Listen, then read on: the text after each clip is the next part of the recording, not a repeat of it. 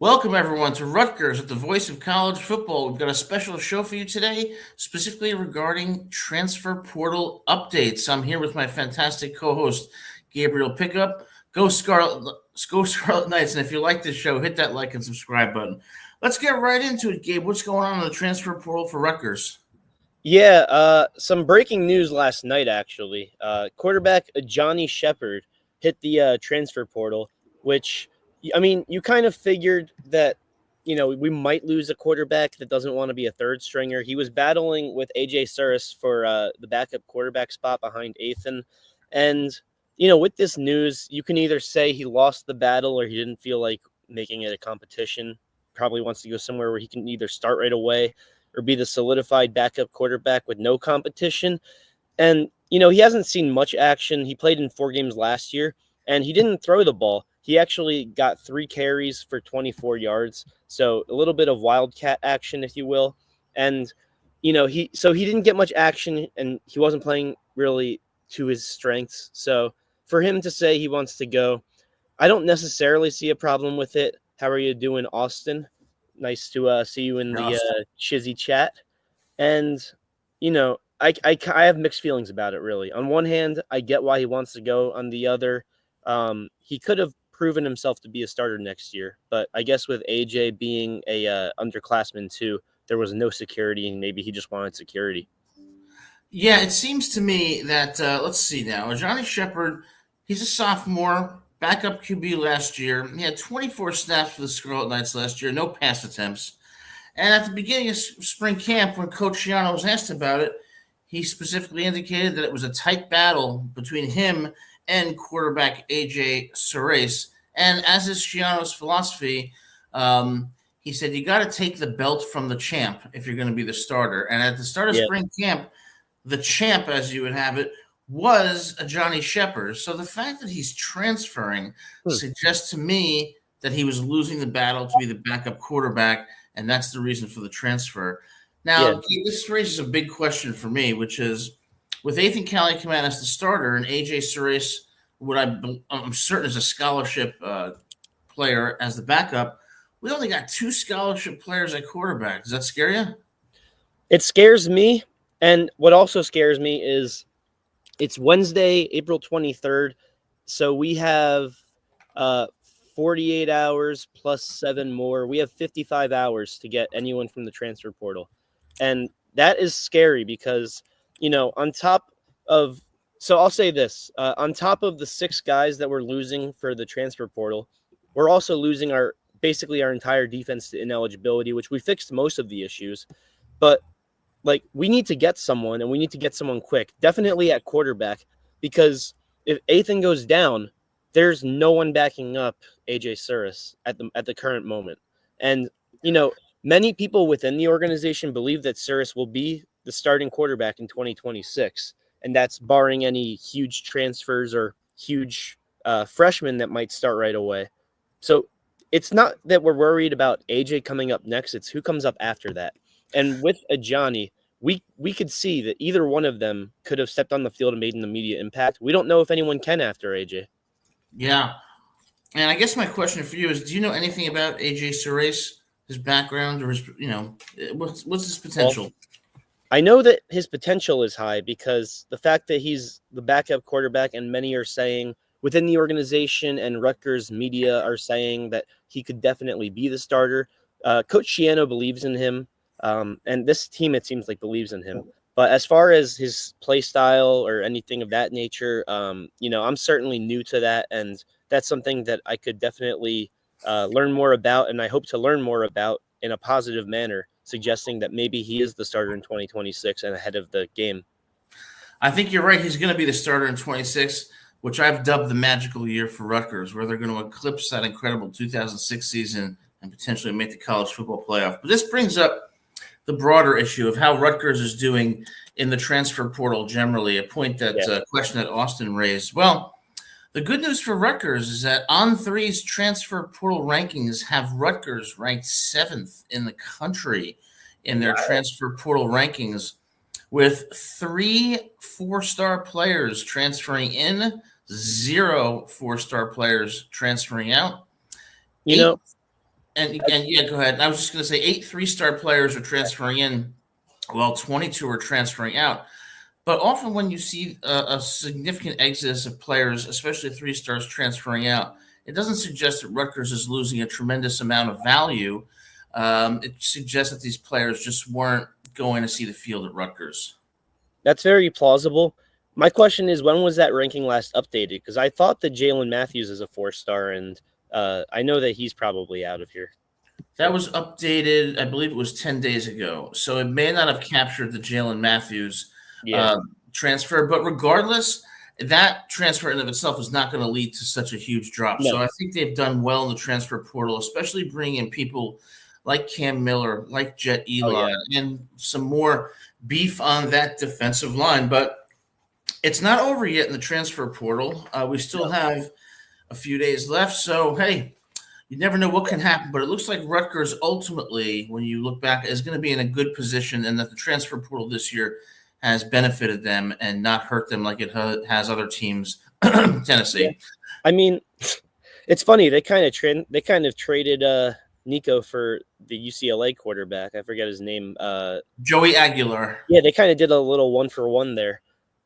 Yeah, that is so interesting, and that was such a smart move on Aguilar's part, because UCLA is not going to go out and get Nico and then act like there's a quarterback battle. That was a clear signal to Joey. We don't think you're going to, you're not going to start this. He was definitely like a lock, like for top 10 in the Big Ten. Yeah, and the question is, who really got the better of the deal here? Yeah. Tennessee and Joey Aguilar, or UCLA and Nico Imaliava? I think the answer is Tennessee and Joey Aguilar, because Joey's going from an offense that was ranked 115th in the country last year to an offense at Tennessee led by coach Josh Heupel, whose offensive schemes are quite brilliant and creative, and he's going to have more talent around him at the wide receiver spot. Nico's going to a team that's not only paying him less money, but that hasn't really had much success offensively, and whose offensive coordinator hasn't ever called a play in college. So I'm not sure what Nico's reasoning was, but we wish both players the best. Yeah, I mean, it's kind of like an addition by subtraction, right? If Nico came back after holding out, that was going to create a really interesting dynamic in that locker room and amongst the coaching staff. That would be sort of like a power struggle, if you will. But there is one other thing I wanted to bring up. Speaking of Jalen Matthews, he actually recently posted himself visiting Syracuse, so he's probably not coming back. It's time for me to face reality. I'm sure Adam was over that anyways. But for me, that was like the first big big loss when it comes to this spring transfer portal, at least in recent Rutgers history, because the spring transfer portal hasn't really been huge. There's my giant face. Oh, my goodness. It hasn't really been huge in a long time. And Adam, where did you go? I'm back. I just wanted to highlight you with that excellent comment. Okay. But and I also noticed a shocking update at Rutgers, the voice of college football, is that Gabe is outside today. Outside. In happy Pennsylvania. Happy belated Earth Day. This planet is beautiful. We only have one livable planet, so let's make sure it's still livable in 100 years, right? Yes, absolutely. And it looks like a beautiful day there in eastern Pennsylvania.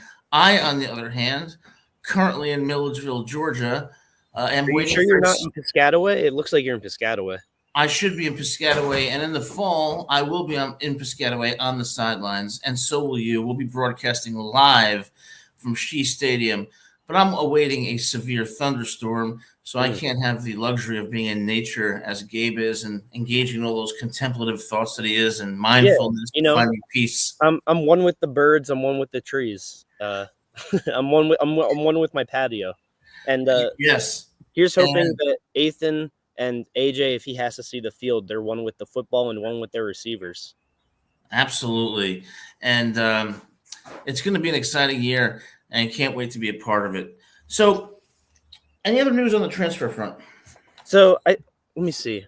Yeah, I just wanted to make that point about losing all these guys and seeing if we need to add anyone. And I really think we do need to add someone, and especially the quarterback room. You really say quality over quantity, but we need a guy. We just need a guy that has any experience in high school throwing that football. Yeah. So with only two scholarship quarterbacks on the roster, you got a serious problem because let's say Athan goes down in game one with a torn ACL. Then you've got your backup quarterback who's never played it down at Rutgers and who was battling for the backup spot and could have theoretically been the third string QB. Imagine if he goes down. Then we're left with what? The shortstop from the baseball team? I mean, we could pull a Denver Broncos during COVID and just throw in the wide receiver, you know? Here's my suggestion. Rutgers must go out and get Nico. Nico's already in UCLA, my guy. The way that Nico's handled the situation shows he's very malleable, could leave on a whim. So we're going to go get Nico or we're going to get Joey Aguilar, and we're going to put ourselves in the national discussion amidst this chaos. I just joke. What's funny is Nico's little brother also just committed to UCLA. And I thought he was in Arkansas.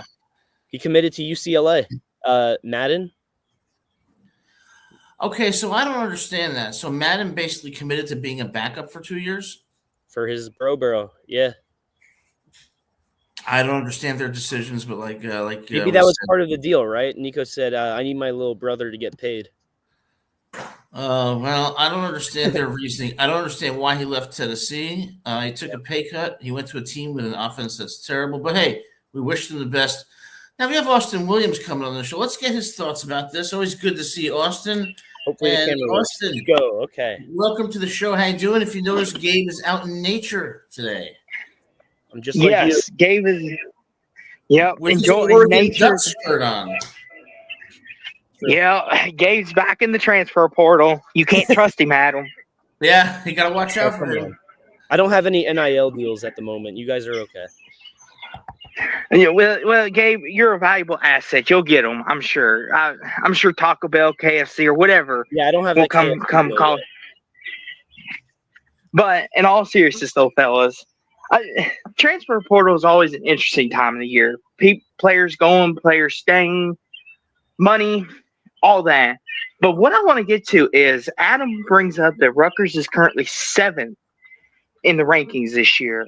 Yeah. And I know what excites me about that is it shows Coach Schiano is still got a little bit left in the tank when it comes to getting players to come to Piscataway. And for me, that's exciting because I like Coach Schiano. I hope he could coach another 10 years. So it's really cool for me to see Rutgers getting these players and Coach Schiano being able to build a culture, as Adam says. Now, how long will they stay? That's another question. But I want to get your all's thoughts on, is this sustainable for Coach Schiano? Can he do this continuously? Yeah, it's funny you say that because Adam was actually saying the polar opposite on Monday. He was saying that Schiano looks checked out and he might not make it the whole year. So I kind of want to hear you guys go a little back and forth on that. That is a slight misrepresentation of what I said, but generally accurate. Here's my thoughts on that. It's a great comment, Austin, and a great question. I agree with you. I have a tremendous amount of respect for Coach Schiano, and the fact that he's able to be ranked in the top 10 in the transfer portal and generally in the recruiting rankings in the top 40 shows the influence he has and really shows how impressive his career has been and the respect that he deservedly gets. My comment about Schiano is that when I see him in the press conferences, I see someone who has coached football for many years and is now adjusting to this new NIL transfer portal era and is tired and is a bit frustrated with it and probably looks at the Big Ten schedule and sees a really uphill climb to be competitive. And for those reasons, I think that Schiano is going to be there for maybe 2-3 more years, and then he's going to hang it up and live a well-deserved, happy life in the great state of New Jersey. That's the sense I get or the vibe I get from him. Riding off into the waterfalls at Patterson? No. He's going to live next to you, Gabe, and he's going to do the show with you and me, and it's going to be fantastic. Oh, okay. All right. I can take that. Well, what do you think, Austin? Well, that's a great point, Adam. And here's the thing. I'll counter with this. I think the grind of the offseason can get to a coach sometimes. And the reason why I say this is Nick Saban, when he won a national title, I remember in the post-game press, they asked him, how are you going to celebrate this? And he's like, there is no celebrating. It's back to work tomorrow morning. And maybe that's what Coach Shiano's beginning to experience at this stage in his career, kind of like Saban, where even though he's still doing really good in showing that Rutgers wants to be a contender and he wants to be there, but maybe his heart and his mind are saying two different things. Yeah, Maybe his mind is like, go, go, go, but his heart is like, I don't know if this is it anymore. I mean, that's sort of what we saw out of Jalen Matthews from the get-go, is his brain told him it's smart to stay, or it's smart to commit to Rutgers, but then his heart is saying, I need to go out there and play, and I need to play right away. Now, well, the problem with Matthews is that he's a true freshman. He's been on campus for how many days or yeah, months? he hasn't even graduated high school yet. That shows to me indecision. But with regard to Shiano, here's the thing that I really see.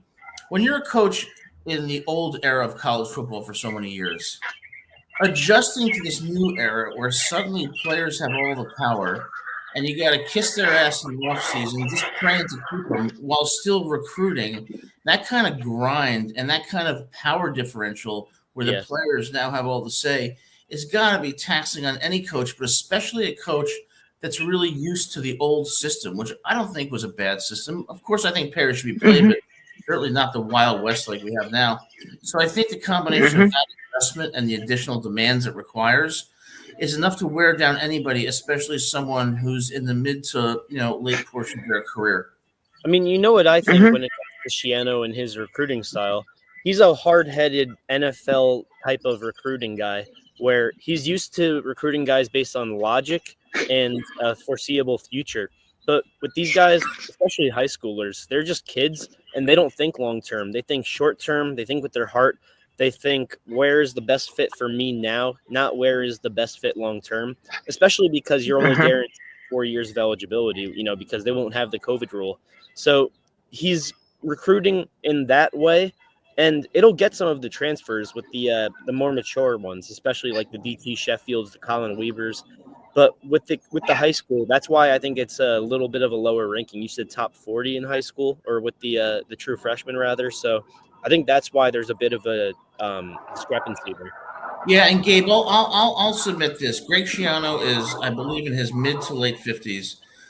Grew up in the 70s in New Jersey. And as someone who grew up in the 80s, I can tell you the type of culture in New Jersey is, you value loyalty. You value hard work. You value grit. You bust your ass. And I think that Coach Schiano, adapting to this new era where players have all the control and are flipping left and right, is probably so antithetical to his own values as a person that it contributes to the fatigue and the frustration. That's a fair point. And I want to say this to you too, guys. What stands out to me is Rutgers is 7th in the entire country, not just the Big Ten, but in the entire country in the transfer portal ranking. That is a massive statement, in my opinion, where in the worlds where we have the Georgias, the Alabamas, the Ohio States, the Michigan, where all the big dogs are. Yes, the Louisvilles. And that is a credit to Coach Schiano and his staff. So I know Adam and Gabe somewhat have been a little hard on Mr. Schiano. But if this portal class holds up and they finish in the top 10, 2025 could be a very, very special year based off the talent you have on your roster. Now, the play on the field is a different thing. But that is very impressive, and it should not be taken for granted that Rutgers is 7th in the entire nation. Yeah. That's something to be very proud of. It's something I'm very proud of, and the reason I'm proud is because of 4 names in particular: Eric O'Neill, Cam Miller, DT Sheffield, and Colin Weber. And you can throw CJ Campo in there too, since he is our considered starting running back at the moment. But the reason why I'm not so proud, I named 5 guys that are really, really good at football, and they're going to make an immediate impact and contribute to wins. But the reason why I'm not so proud is because we lost a lot of depth. And you look at quarterback, you look at the middle linebacker. We don't know if Mohamed Touré is staying. It's just the fact of the matter is we can't afford to get injured anywhere, and it's inevitable that we'll get somewhere. So we're going to be exposed at some part of the field, whether that's quarterback, running back, linebacker, whether that's nickel back. We don't know, but we're going to be exposed somewhere, and it's up to us as a team to make it up at the other positions. So Yeah, I'm and proud with names, but Gabe, I'm not so proud with the depth. here's the thing. Losing a scholarship backup QB is kind of the equivalent to a permanent season-ending injury. And for the quarterback position to now lack depth is a scary proposition. So what we're going to be, but Austin's right. The culture at Rutgers under Coach Schiano is right on the money. And that's why I have such a tremendous respect for him, not just as a coach, but as a person. Because for Cam Miller to go from Happy Valley to Rutgers says something. And That's I think it tremendous, says yeah. this. That's a big statement. Yeah, and I think what it says is this. Everybody assumes in the NIL era that players are all out for the money and for going to the school it's going to pay them the most. But I bet you there's a substantial portion of players who don't like this new system. And that's where Rutgers becomes an attractive alternative because it offers those old school values that serve players well in college, in the pros, and in life. Mm-hmm. And that's the thing too. Talking about Rutgers being a desirable place to go. I know, Adam, you have always talked up Rutgers as being Piscataway's beautiful. You ought to see it. You too, Gabe. And I think that's another important part too as we get deeper and deeper into this NIL era is Coach Schiano and company teach the players about what's out there at Piscataway, New Jersey. Hey, New Jersey on the surface may be a quiet town, but it's a great venue. Passionate, rowdy football fans that love their team. They've got a good basketball team. Like, I think that's what gets lost. It's all about the scenery and about, like, Cam Miller. Like, he went from a almost guaranteed spot in the playoffs to no guarantee next year. And this is not an offense to Rutgers at all, guys. It's just at Penn State, you know what you're getting. Penn State, you're one of the favorites to win the whole thing. At Rutgers, you win 7-8 games on a regular basis. You're good to average, and winning sneaky good. 7 games is good for us. It's very good. It's solid, Like, we've won 7 games the past 2 years, but winning 7 games is never a guarantee. That's above average. And if you put Rutgers in above average, like unfortunately that's where the bar is right now, that like that's a successful season most years. Obviously we're striving higher than that this year because we're trying to build upon the previous years, but in general that's considered a good year for the Scarlet Knights. Yeah, and I think that Rutgers football reflects New Jersey's culture generally, and that's why I love New Jersey so much. People in New Jersey, they're not simple people, but they are simple in how they approach life, and I think it's the best recipe for success. They work their asses off. They're straight shooters with you, always honest. They value hard work, and they value loyalty and grit, and they're always going to bring their heart and soul to whatever they do. And that's the kind of culture that I think is great for people who are developing as players and ultimately personally developing. Yeah, I was just laughing a little bit, Austin, when you said New Jersey is full of like quiet people. They might be quiet about the Rutgers program, in the past like 15 years because there's not too much to yell about. But I promise you, New Jersey is not very quiet when it comes to everyday life. But that is kind of funny, Gabe. But I will say this, though. A couple things though I wanted to touch on is with this transfer portal going forward, like you said, the depth. That's one of the key things that I believe cost Rutgers some wins last year is their depth, and they didn't have enough of it. And that's one thing that Coach Schiano, much respect as we always say, still needs to improve upon. If he overloads at a position, I would rather, and this is with any team, I'd rather you overload at a certain position and then be thin because, like you said, not having a third quarterback could be disastrous. It could be could be the string like with the Broncos, like you mentioned, Gabe. Rutgers could have one of those situations. And, God Almighty, I hope not. But it's QB3 that won Ohio State. It's a second most recent national championship. Cardale Williams. Cardale Jones. Yes. It's QB3 that led the Patriots that 10-6 season when Tom Brady went out in the first game. It's just the fact that you can have a QB3. And back to your point about overloading. When you overload at a position, QB4, RB5, wide receiver 6, they're going to transfer, but then that's going to open up a spot to reload at a position you need. So this, hopefully, I would say this is a blessing in disguise, but it's unfortunate because QB3 is needed at pretty much any roster. So it's not necessarily making up for the position. It's the fact that now we need to go out of our way here to not even and address it. Yeah, just to address it. Yeah. Mm-hmm. I mean, And go ahead. I was just going to add, Adam, I was agreeing with Gabe. And I was just going to say, too, it could be what decides whether Rutgers goes bowling or Rutgers is sitting at home this upcoming year, too. But go ahead. You are 100% right. That's a great comment. And I got to tell you, it's April 23rd, 2025. We're still months away from the season. And for this injury/transfer thing at the QB position to be creeping up at this point, yeah, especially in light of last year, makes me a little bit nervous. I mean, we have until 12 a.m. Saturday Eastern time. So I really hope that as we speak, Schiano, Pat Flaherty, quarterback's coach, whoever, is out there talking to these kids from other schools. That's all he's got to keep working right now. And I believe that he is, because I think he has sort of that Sabanism in him. Yeah. And what I think, guys, I think that before Schiano retires, I think there's going to be one last great Rutgers season. And I think that's what he's shooting for. I can't get into his mind, of course, but I think Schiano, I do think he's probably a little bit tired, understandably so, especially given the changes in college football. But I think he envisions one more great season for Rutgers that's going to cement him as the greatest coach in Rutgers football history. And I think after that happens, we're going to see a transition. Shoot, I'd love to pick his mind a bit if he'd love to come on the show and give us some clarity on that. Coach Schiano is always welcome to come on the show, unlike Ethan Kaliakamanis, who has been disinvited until further notice. But we retain our support and love for Ethan. But currently, the invitation is withdrawn.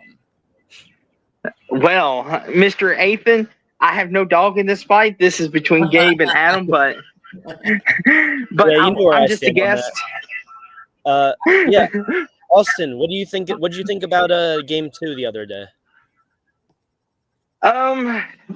For the Knicks, starting off real fast, I thought it was a defensive, grinded out game, kind of what I thought it would be, kind of like what the series is going to be. I think two defensive teams, and it's going to be over who could make the most shots. And then as far as the Nuggets go, turnovers, free throws. That was it. What worries me about the Knicks-Pistons game is the coaching, because in theory, I'll give Brunson the edge over Cade. That's definitely the most debatable position. But you look at the other four positions, we're definitively better than the Pistons starter at that position. Their bench is better, but who cares when the Knicks play 40 minutes per starter? And so to me, it's just a battle of coaching. And if the Pistons somehow win the series, Thibodeau's got to go. Now, as far as Nuggets-Clippers, do you still feel confident that the Nuggets are going to win this? Yes. When you have the best basketball player in the world, you can win anything. And I'll say this, free throws and turnovers, we clean that up, I think we win the series. I think it goes the distance still, though.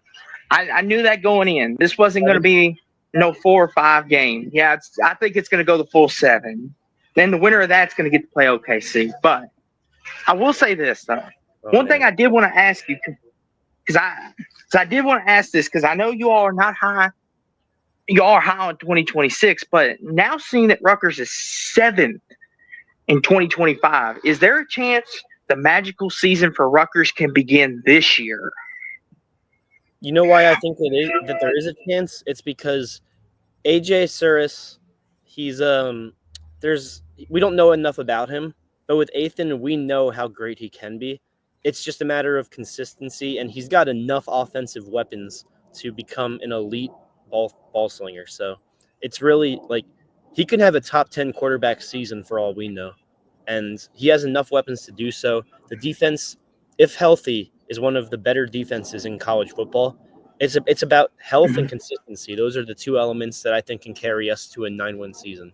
Yeah, and Gabe, Ethan has just a rifle of an arm, which kind of scares me, because when I fly back to New Jersey in a few weeks, I have a feeling that right when I set foot in Newark's airport, a ball is going to strike me right in the head, and it's going to be Ethan saying, "Disinvited my ass." And but in response to your question, Austin, I think the schedule poses the biggest problem for Rutgers with Oregon, Penn State, Mm-hmm. State, Iowa, and then at Minnesota, at And Washington, at Illinois.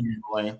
I think that yes, the potential is there for a great season, but I suspect that the schedule ultimately will lead to a 6-6 at best, Yeah. 7-5 season. I mean, the thing is, Mhm. right? Ohio is one of the weaker teams we face, and they won 7 games in a row to end last year. So that kind of tells you all you need to know about the strength of our schedule this year. Mm-hmm. And don't mind me asking this, guys, because I'm a little lacking on my Rutgers knowledge. But is this the highest in the transfer portal era you all have ever been? 7. Yes. Okay. So this has been your best class in Rutgers history so far. That's If you class. and Yeah. the reason why, go ahead, Adam. No, see, I think you're raising a really good point here that makes me think a little bit because with the transfers that we have coming in and the good recruits that we have, Rutgers always punches above its weight in recruiting relative to its history. One thing we can't predict is how this team is going to gel and how those transfers are going to perform. If they bring the kind of talent and depth that we think, then maybe we might be in store for a 9-win season. So I think you're right in that it's probably too early to tell. Although I do think Mhm. 6 or 7 wins. You're right. The transfer portal accomplishments are significant and could lead to a surprisingly good year. Mm-hmm. And the thing too is NIL going forward. This is the last thing I want to ask you all about this NIL because it has to do with transfer portal. What is Rutgers' future looking like in the NIL in terms of how this affects their transfer portal going forward? Like this year doesn't seem to be bothering them, but going forward, like is their football program going to be able to sustain the money, or is basketball eventually going to take over?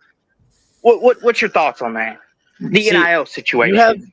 You have all the time in the world to ask as many questions as you want on this lovely Wednesday because these are sort of the days that we aim more for call-ins because on Monday we have like 30-40 minutes of content up to an hour for all we know. That's like supposed to be the weekly show, and then these are just like the breaking news. So feel free to ask any question you want, brother. Gabe, I just realized something. Hmm. I think your background is fake. I don't think you're really outside.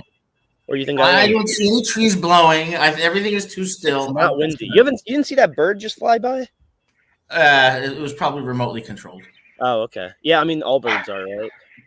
Anyway, go ahead. Yeah, I think it'll affect us moving forward, but I don't think it'll be as bad as expected because I think eventually there's going to be some regulations to NIL, and I mean it's just a shame that this past like year or two, really ever since NIL got passed, it's all just been guinea pig years, and these kids, a lot of them have benefited, gotten millions, where when it is regulated, they might only be eligible for like up to 500,000 or enough to get a full ride, no scholarships. But right now, it's like it's athletic contracts. It's like a fraction of NFL money, and so some of these quarterbacks they're getting more in college than they ever will in the NFL if they even make it there. We don't know if Nico is going to make it in the NFL. We don't know if he's going to get paid enough after his rookie contract if he gets a rookie contract. So it'll affect us for this year, next year for sure. But eventually there will be a point of where the CFA they'll reach an agreement, right? And after that, I think that it'll be a little more fair, and Rutgers will be able to spend some money. Whereas we're not really spending money right now. We're just getting guys based on the program and the promise of the team. Mm-hmm. I want to hear your take on it, Adam, because I know you're a big guy for loyalty. You're a big guy on loyalty, respect, and tradition. So I'm kind of interested to hear your thought. I'm big on all those things because those things lead to success and those things create great people. But what I'll say is this.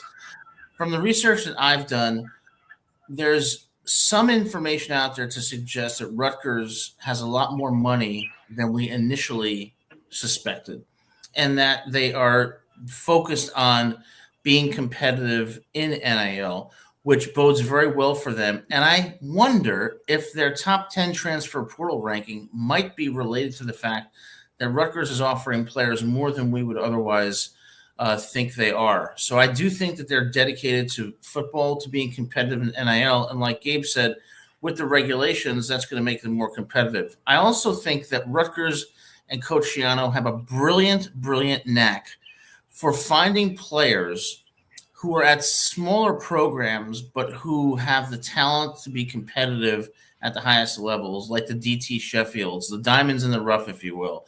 So the combination of those, I think, bodes well for Rutgers. Yeah, that's a good point. I didn't think about that. The first part of what you said kind of scared me a little bit because it seemed like you were implying dirty money, perhaps, and I don't see. No, not at all. Just a dedication to excellence and to building that culture. Because you were saying like, oh, I'm doing all this research, and I think Rutgers has more money than they're letting on. I'm like, we're not doing some racketeering, are we? Oh no, not at all. I think that they realize that they need to pay players, and they realize that Coach Schiano is not going to stay at a losing program. Yeah, I mean the fact that we're hiring Schiano as head coach, Pat Flaherty offensive line, and we have 2 defensive coordinators. I think that kind of backs your point because we have enough money to give qualified guys coaching positions. And what I want to say too is, about the magic number 2026, as Adam has repeated to everyone. It seems like this year Rutgers is trying to go all in. I don't know if that's the vibe that you all are getting, but for me, on the outside looking in, it just seems like they're going out, and I understand, in the changing landscape, you can't just walk out there with all walk-ons and expect to do anything.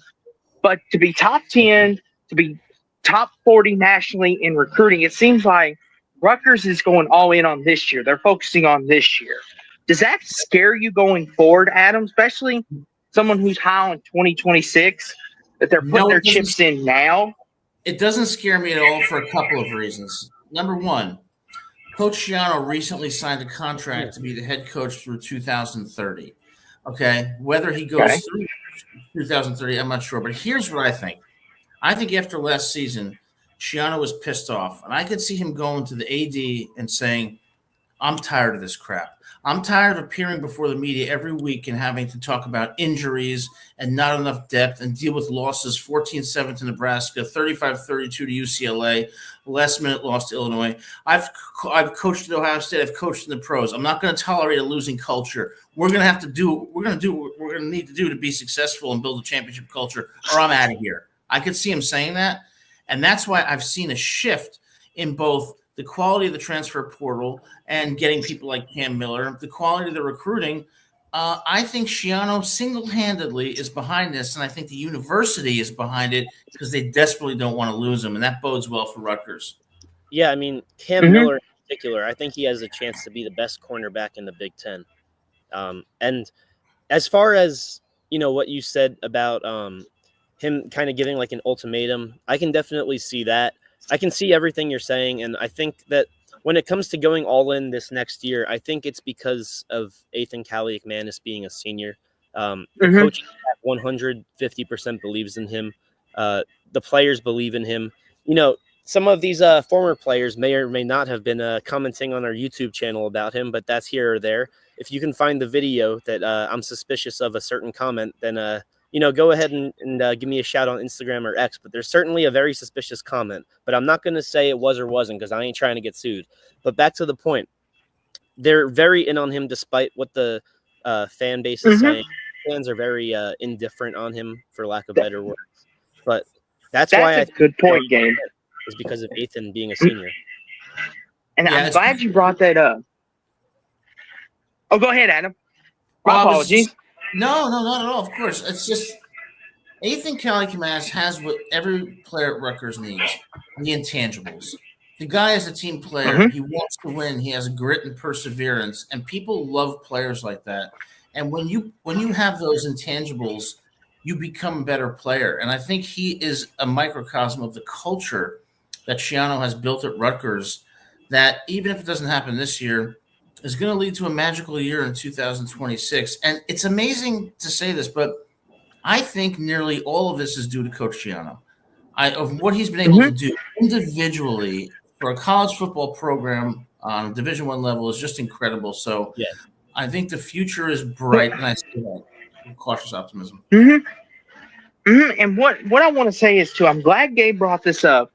You know, now that you all got me thinking, and I'm on here with you, let me throw a theory past you real fast. So, Coach Shiano has been getting a little bit of heat from the Rutgers fan base, just a little bit, and especially on here at times, which is expected.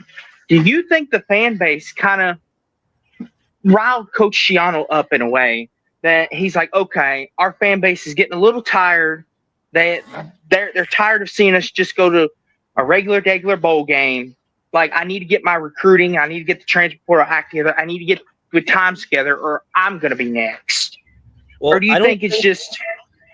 Yeah, go on. Finish your Go ahead, question. Gabe. No, it's okay. You can finish your question. And I was just going to say, and maybe that lit a fire under Coach Shiano, and he's like, okay, I got to get with the times, or I'm going to be out of here.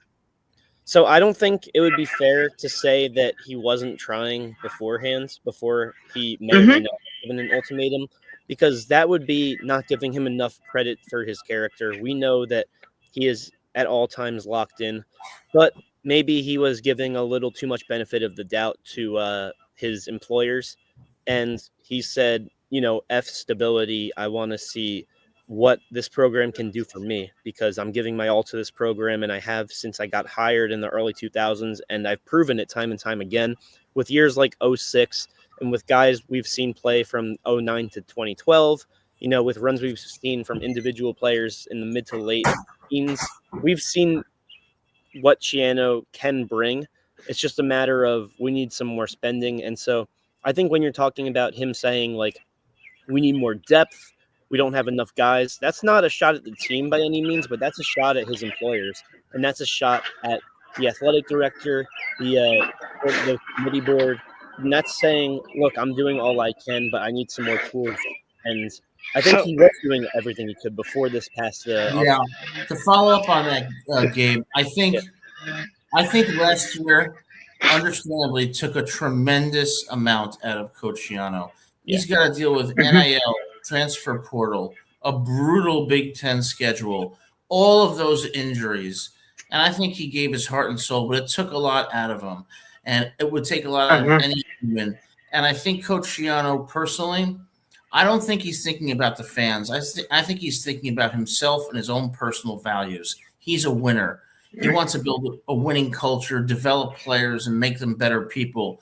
And he knew after the exhaustion of last year that the status quo wasn't going to cut it. And he put himself first and said, you know what? If we're going to be competitive, and if I'm going to stay here, we got to be competitive at the top of the Big Ten. And to do that, we need the money. I need the authority to hire whoever the hell I want. We need the depth. And I think listen to him, because losing Coach Shiano would be catastrophic for Rutgers. And I think that's why they signed him through 2030. Tops out at a salary of $7.5 million. So I think Shiano took back the power after a year last year that for him must have been so horribly frustrating. And I commend him for that. And I commend Rutgers for following his lead to create that championship culture. Yeah, absolutely. And, before we leave, after our good pal here says everything he needs to say, there is one other totally different subject I wanted to bring up, if you had the time, Adam. But, I don't really want to talk about the 2024 election. No, nothing political. Well, maybe there are some political elements of it, but no, it's not political. But there is one thing I wanted to bring up about this question that Austin has here. Adam, did you see the trailer for the 2025 Rutgers season tickets or no? No, but I'm going to watch it immediately because I didn't know it existed. Yeah, so I've been getting nothing but it in my YouTube commercials, because these freaking cookies on YouTube, they see everything you look up. And before every show, I look up a gazillion things about Rutgers to make sure I'm prepared. But what it basically is it's B-roll of the stadium, B-roll of highlights from years past. But it's Shiano saying we're going to have that home field advantage, and it's going to feel like a playoff atmosphere every game. And basically what he's doing with that, not to read in between the lines too much, is he's saying, I'm building a program that is going to compete every week, and it's worth it to bring your butts over to Shea Stadium. Okay, that is awesome. Now, I could be way off, but that kind of sounds like coach speak in a way. Like, not that there's anything wrong with that. Not all coaches all coaches kind of do that. You kind of hear them say the same thing.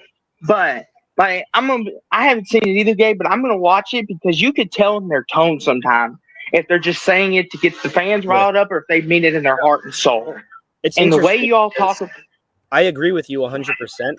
And based on Mhm. recent pressures, you could argue that it's coach talk, but the way it's said in the commercial is just so like convincing, and it's just so different in tone from what I've heard Shiano speak and how I've heard him speak. He sounds like Mhm. he's got like a fire lit under his buttocks, and it sounds like to me the reason why he doesn't care too much about the fans is because he knows that they're going to show up based on what he's building. Yeah, and I think what he Mhm. cares is he cares about winning and he cares about creating the kind of culture that reflects Rutgers and New Jersey values. And I think last year really, really hurt him. And when I say that, I mean like emotionally. I think he thought we've got a great team, and he was probably frustrated at the injuries, at the close losses, and most importantly, this Uh-huh. that Mhm. Washington victory in Piscataway was the highlight of the Yeah. season and showed everything Rutgers could become. And for Yep. the season to go Mhm. silent a little bit, I think was tremendously disappointing. And the exhaustion that he suffers through NIL, portal, recruiting, and injuries and a competitive schedule, I think he finally said, look, I'm in my mid-50s. I'm one of the best coaches in the country. I want Rutgers to be a championship team. And if the university is not behind me on this one, then guess what? They won't have a coach in me. And I think Rutgers followed him, and I give him credit for doing so. Yeah, I don't think we can afford to lose Shiano at this point. Almost every player is there because of two words. And you hear it from these players on our show, on other shows and interviews. Two words: Shiano's culture. Yeah, why he most is of the so tough. That's why most of the roster is on this team. Yeah. Mhm. And I'll say this too, guys, is you want to talk about Coach Sheehan and his culture. If this continues at the pace, if Rutgers doesn't succeed, I want to ask, how many more years do you think Coach Shiano could take it? If Rutgers does not get to where he's going, how much longer does he last, especially in the NIL era and this Well, transfer portal era? Because we've seen a honestly- lot of old timers. 2 Honestly, to 3? Yeah. I think he needs at least 7 wins to stay here. I think he's emotionally checked out if we lose more than 6. Yeah, and I'll say this, Gabe. Wow. It's not that Greg Schiano is on the hot seat. No. It's the opposite. It's up to him. Rutgers football is on the hot seat because Yeah. he's not going to be associated with a losing program over the course of 4 or 5 years. I He mean- wants to win. He wants to win now, and he's given it time. He's in his 5th year already. So I think that if we don't turn the corner in 2 to 3 years, you're going to see him out in 2026. See, I think that Ethan Wow. is, and I I'm think sorry, that, 27. I think Ethan is his guy, and if Ethan leaves with a bad year and we don't get anyone in the transfer portal in the winter, I think he's gone. But I don't. That being said, I have faith in this team, and I don't think he'll be gone. But I think, if certain things go down the rabbit hole, then he is gone. But Wow. I think we're gonna win. I mean, I predicted 6-6, but I still think we're gonna get guys in the transfer portal in the winter. So I think he'll. Yes. It's basically with him, right? It's like how there's a franchise tag in the NFL. It's basically a year-to-year basis, and without being contractually obligated to stay, because there's a contract, but that's more on the employer than the employee. Without being contractually obligated to stay, he's on a year-to-year basis. Yeah, I think the key for Schiano, I think, he's got to believe that the program is on an upward trajectory. The second that Rutgers stagnates, then I don't think he's going to want to be part of a losing program. And I see Exploring with Ben and Sam there in the chat. Welcome. And I want to come on that Oregon show next time you're live. Let me know, because I have some comments about those great Ducks there on the West Coast. Mm-hmm. And I want to say this too, guys. Adam, I want to touch on that because now you've got me thinking. If Schiano is at the point where he's like his give a dang is busted, as my mama says, does this come within then? Does this look bad on your all's AD? Not trying to go down too much of a political rabbit hole or nothing like that, but if Schiano's at the point where he's like, okay, I don't have much longer. I want to win a Big Ten title. I want to be in a playoff game with Rutgers before I leave this place. and they keep losing, but the AD doesn't want to do anything to help anymore. Does that look bad on the AD and with Ian? Yeah, I don't know. It's kind of tough to judge ADs because you think of them as general managers, but there's sort of a different role for general managers. Um, it's just I honestly I'm not really in a place to judge athletic directors overall because their role is so complicated and they deal with 30 different sports. Obviously, football, when it comes to Rutgers, should be number one in priority. But for example, like our gymnastics coach just got fired today after I forget how many years, and so you got to deal with that. And the fact that March Madness just came to an end without Rutgers in it, without Dylan Harper in it, and Ace in it, who coming into the year were ranked top 5 and they weren't even in the tournament. Um, athletic directors, and it's baseball season too. Athletic directors have to be responsible for so much that it's hard for me to say whether they do a good or bad job. It's almost like with presidents. You know how like you judge every single president based on every little thing, and sometimes you'll have like Mm-hmm. a one issue voter. But if you look at the grand scheme of things, it's just such a tough role, and that's kind of how I feel about ads. It's such a tough role that I don't know if they'd be on the hot seat necessarily, but I'm also not president of Rutgers, so Yeah, I would say to that question, I'm not so sure I would look to the AD. I think I would look to the university administration. And I think that Mm-hmm. the administration, do they have that commitment to Rutgers football? I think they do, because if they lose Shiano, they could lose the program. And I don't mean the program. And when I say that, I mean the program would go back to being average. So I think Shiano is in the driver's seat now, as he should be. And I think he's made those. I suspect he's made those demands, and rightfully so. Mm-hmm. And the thing is too, and then I'll get out of here. But I'll say this: I hope whatever the future is, it's good for Rutgers. Because, like you said, Adam, to elaborate on your last point, there is it. Shiano at the point he's got Rutgers respectable. Where when teams play Rutgers, they don't see them as a joke. They're not the joke of the Big Ten. They do take them somewhat seriously. If Shiano leaves, Rutgers might go back to that joke. And I hope not, because it's bad for the sport. Because when Rutgers is at its best and when they're good, it's good for the sport. It's very good. But That's a great point.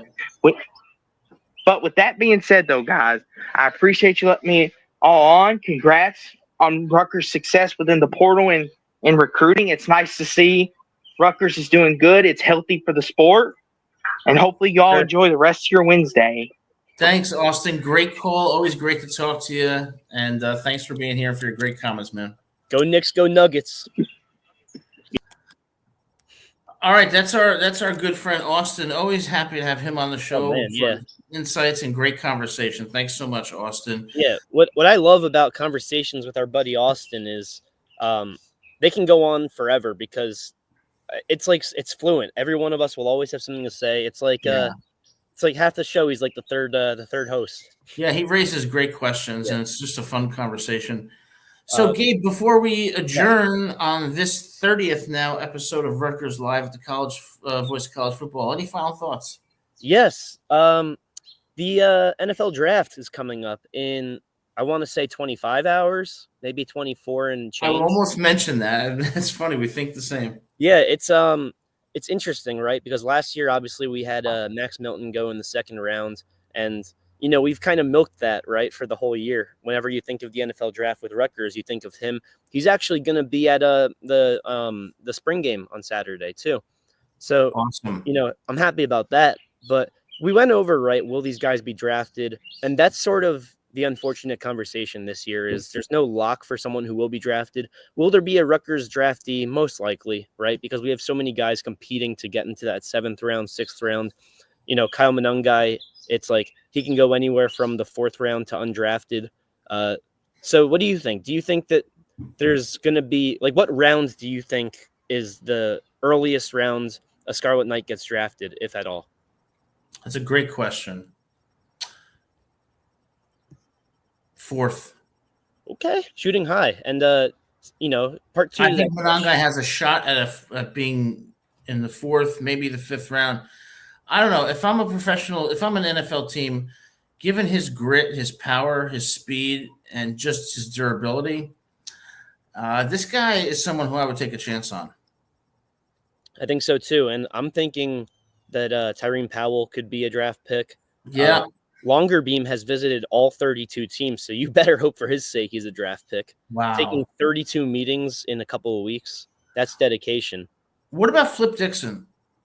I'm not quite updated on his stock. I Yeah. definitely think he's a guy that can succeed on a football field. I just, don't know to what degree. Yeah, well, it's going to be exciting to watch it, and I think that there's a possibility Monangai goes a little bit higher than people think. I don't see him as an undrafted free agent, just a late round pick, but he could be a steal for a team. This is a guy who could be really effective on third down.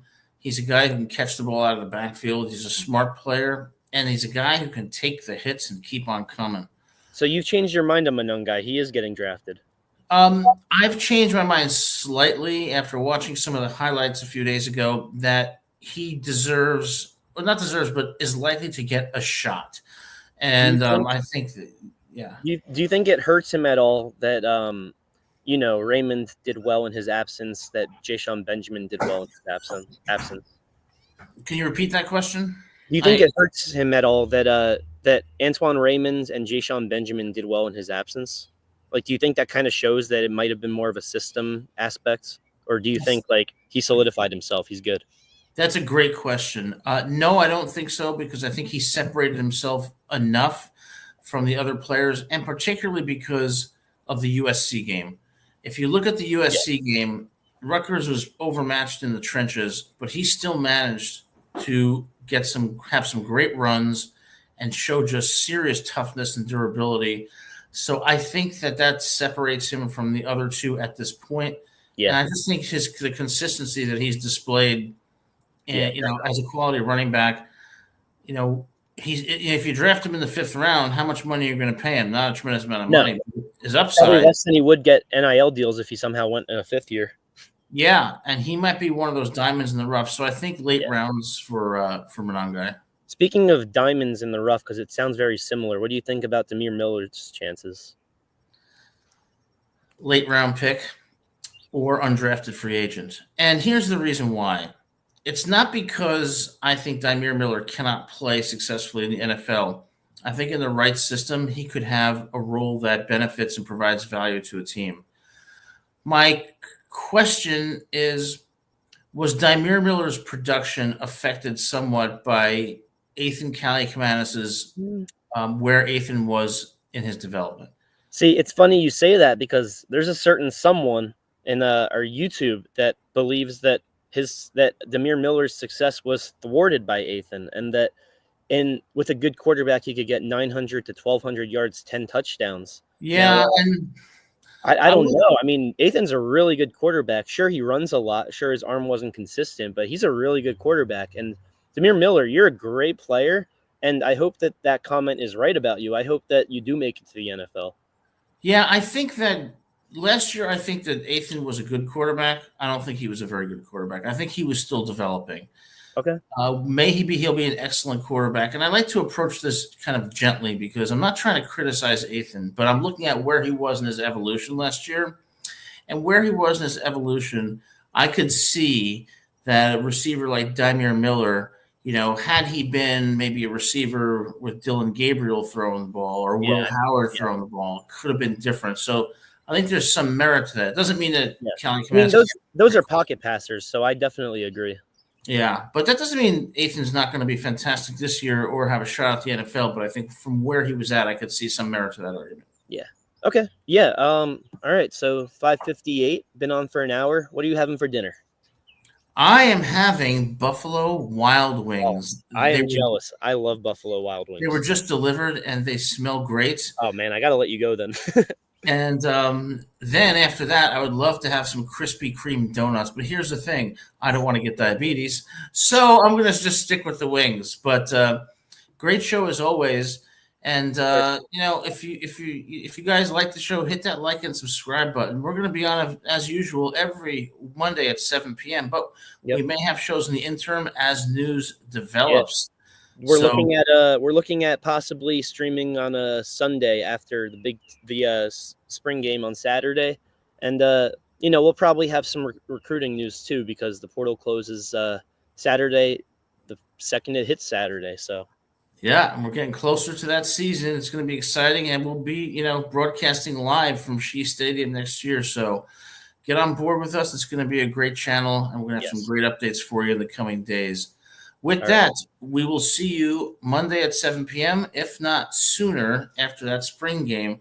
So go Yep. Scarlet Knights, and we'll All right. see you very soon.